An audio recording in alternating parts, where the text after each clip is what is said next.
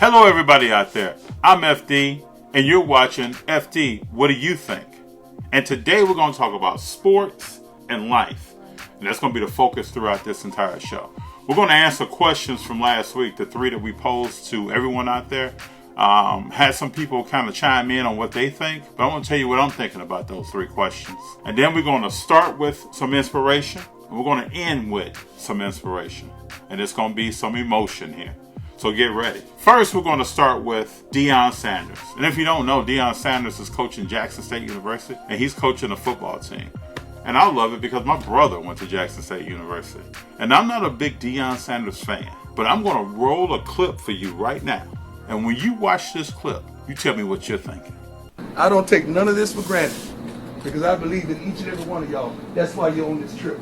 Just listen. I do not take any moments for granted, our relationships for granted, because I want you to be men and go out there and change the world. And we have the opportunity. All these cameras are exposure. All these people came to see y'all put on. Talk to them. So right now, what time is it? It's time. It's game time. It's game time. Fellas, I believe in you, man. I believe in you. And you know how I always end it. Give me that word. Now give me my theme music.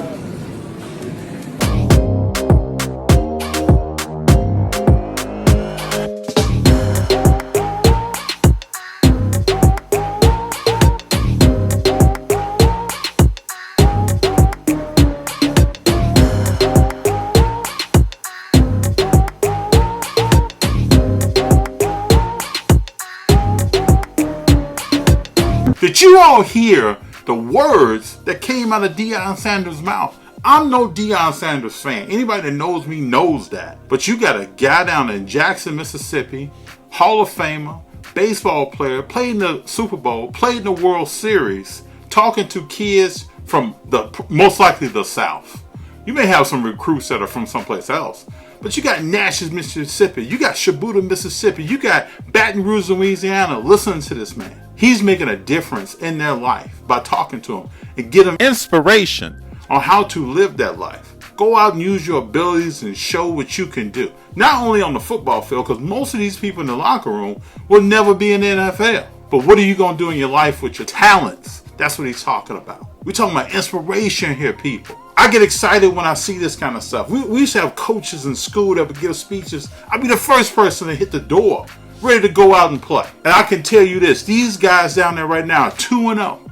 Just beat Eddie George and Tennessee State. They're 2-0. And they're 2-0 for a reason, because there's something different in that locker room. And today, again, we're going to talk about life itself, different aspects of life. But Junior, tell them what it is. Hey, Andy, what do you think?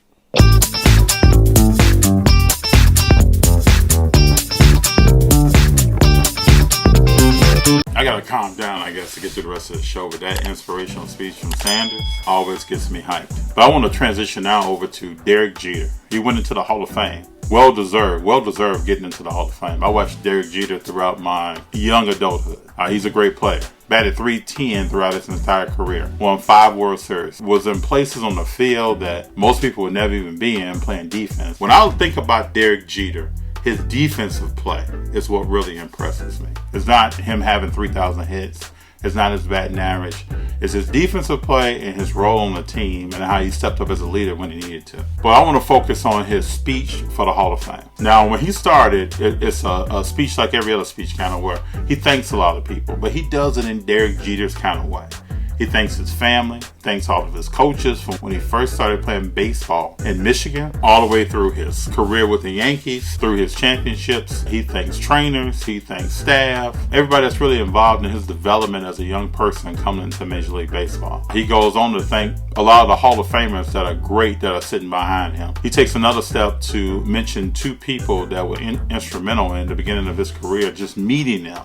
And that was Rachel Robinson, Jackie Robinson's wife, and Hank Aaron. He gives 2 incidents where he talks to them, sits down when he first meets them, and what they kind of give him as far as inspiration. Then we get beyond that, he goes to thank his wife.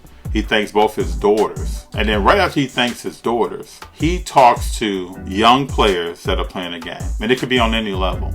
And the words that he chooses and the messages that he gives is something that I think is very important to anybody doing anything. It could be on a playing field or just in life itself. And since we're talking about life today and how to win at certain things, I want to play this and have you listen to it. And then we'll talk about it. I love you girls more than you ever know.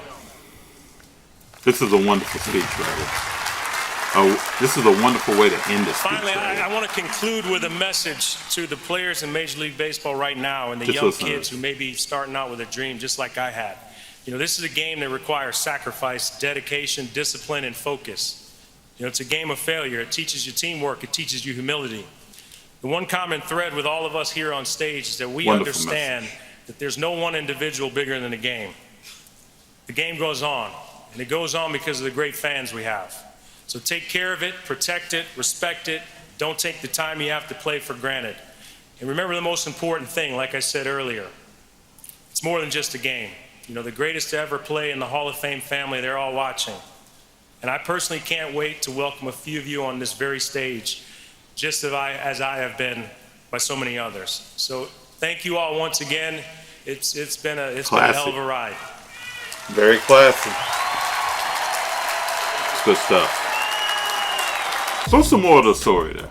The moral of the story is, to me, is how you approach things, what you're doing. Do you take it seriously? Do you want to get better at it? Do you want to achieve more? And like I said before, this is way beyond just sports. I think a lot of times when you play a sport, if you're mindful of what you're doing, you're walking through teamwork, team concepts, leadership. How do you display it? Some people display it verbally. Some people display leadership by what they do. Looking at how they approach the game, how they play in the game, and what are they like after the game is over. I know when I was on the team, those are the things that I looked for when I was a freshman and sophomore, and I looked at my seniors and my juniors for, is leadership. What he's talking about here is that and more. Don't take things for granted. Look at a situation that you're working on and that you're dealing with, and think about how you can get better in the moment, and what are you going to take away from that situation that's going to help you out later on in life. When I think about speeches, if you notice, his voice does not go up. It does not go down. It's just about the message that he's delivering. And this is no different than if you watch Derek Jeter throughout his career, kind of how he played and what he did. He wasn't a rah-rah guy, but he was about showing up and being consistent and showing people's abilities and representing his team and his family. And that's what he did today. The part of his speech where he talks about his parents, he talks about that support that they gave him so that he could believe when he went out that he was going to be successful. I just love stuff like this. You know, we started with Deion. We're talking about Derek Jeter right now. I just love stuff like this. Last week I posed the question, will the Lakers be successful this year? And success, in my mind, means a championship. So I believe that the Lakers are a playoff team. I think they'll probably get the 8th seed. They'll get a 7th seed. They'll get into the playoffs. But I don't think they're going too far beyond that. And the reasons why is that I think several key players on the team throughout the season are going to be hurt. I think we'll end this season with a conversation about, what if these guys could have played together? What if AD and LeBron and Westbrook and Rondo could have been on the court more with each other? Because somebody there is going to be missing. When you have an entire team that is led by at least 6 or 7 people that are over 36 years old, they're major leaders on the team being over 36 years old. History shows that doesn't win a championship. You have 82 games to get through. You have to get through the playoffs, which is probably 15 to 20 more games. You're going to play 100 games. How does that happen? I know LeBron wants to bring in people to help him reduce his minutes throughout the season so that he can show up in the playoffs and be a dominant player. But I think he's going to find that with the injuries that are going on around him, he's still going to have to play similar to the same minutes that he's playing right now in the regular season. So my prediction is Lakers playoff team, probably get put out second, third round, and that's it. I wish I could say more, but I cannot. Got to tell the truth. Second question was Trevor Lawrence. Who is he? I don't think we're going to know until we get to about the 4th or the 5th week of the season. Trevor Lawrence has started his first game, already thrown a touchdown. Those are things that I kind of expect for him. But I just want to see how he leads that team. What does he do when the Jacksonville Jaguars are on a 2 or 3 game losing streak? What is the relationship going to be like with Urban Meyer, the coach? What is he going to do for that franchise? Those are the questions that I have about him. He played well at Clemson, but we're going to see now what he does in the NFL. And I like to be wrong about certain players. I want, when we talk about this later on in the season, for him to have much success. And I want everybody out there to know that. But the reality is, I just don't feel that from him. I haven't seen that, and I want to see that ability. I want to see him stand in the pocket and take a hit and complete a pass to someone, get up with kind of the eye of the tiger in his eye. These are the same things that we see from legendary players. So if I'm thinking about Trevor Lawrence, I think he's going to be a starter. He's going to be a decent starter. I don't see legendary status out of him. Now let's talk about the Kobe documentary. This came up in the last episode. I asked the question, will those who are making a documentary tell Kobe's true story, like how he started in the league, how he was received by his fellow teammates, what he talked about with his teammates, how he kind of alienated himself away from people, somewhat as a loner on the team. When I think more about this, Kobe's entire estate kind of has final say on what's going to be included in a documentary. With that being said, I don't think a lot of the stuff will be talked about or is going to go into depth about certain things early in his career where he was kind of not close to his teammates, not close to Shaq, things like that, not close to Robert Horry, not close to Rick Fox. What was he at with Dale Harris? I don't know if those things are going to be talked about. But I will say this, I think this documentary is going to teach us more about Kobe Bryant than we've ever known before. Early in his career, he really wasn't in the limelight in media talking about himself. We didn't know a lot about him for several years. So how he operated, what was the relationship with his family, things of that nature. Who was his mom and dad? We knew his father was Bean from playing basketball with the Lakers and going overseas, but we didn't know more in depth. Kind of because at that time, you didn't have a lot of social media. You didn't have Twitter, Facebook, Instagram, and people on the street really weren't following someone with their camera to record things about them. But I think this documentary would be educational for us. It would be entertaining, and it would be something that I would say everybody who's involved in sports or loves sports or just thinks about Kobe Bryant as a player in Los Angeles will want to see. So I think it'd be entertaining. I give it a thumbs up, even just hearing about it. It'll be something we all watch and talk about. So check it out. So last, I want to end on a serious note that is also following the path of life lessons. We opened with Deion giving a speech to his team. We talked about Derek Jeter's Hall of Fame speech. And now I want to get into a young man who got drafted into the NFL in 2015 in the draft that was held in Chicago. He was drafted in the 6th round, picked 204. And if you're looking at your fantasy football lineup and predictions, you're seeing his name highly ranked as a tight end in 2021. And you may be asking yourself when you look back, what happened to this guy? Why is he just now being really talked about after 6 years of being in the NFL? Today we're going to get into the life and the lessons learned of Darren Waller, the tight end now for the Raiders. It's an amazing story. Darren Waller has opened up and told his story, and it's one that I think everyone can learn from, no matter what walk of life you're from or what you have achieved in life or want to achieve in life. Darren tells a story of being the only African-American young man in his high school and in his community. He kind of felt alienated on that point. And through that, he decided to do anything he could do to be accepted by his peers or someone that he kind of looked up to in his own age group. So from there, to help his anxiety, Darren started taking some pain medication that his father had in his house. And his father said in several interviews that he started noticing that certain pills were missing, pills that he had kind of stopped taking that were in his cupboard or in his medicine cabinet started disappearing. And then Darren's mom and dad started understanding that their young son was still in medicine to take it. And this started happening at the age of 15, 16 years old.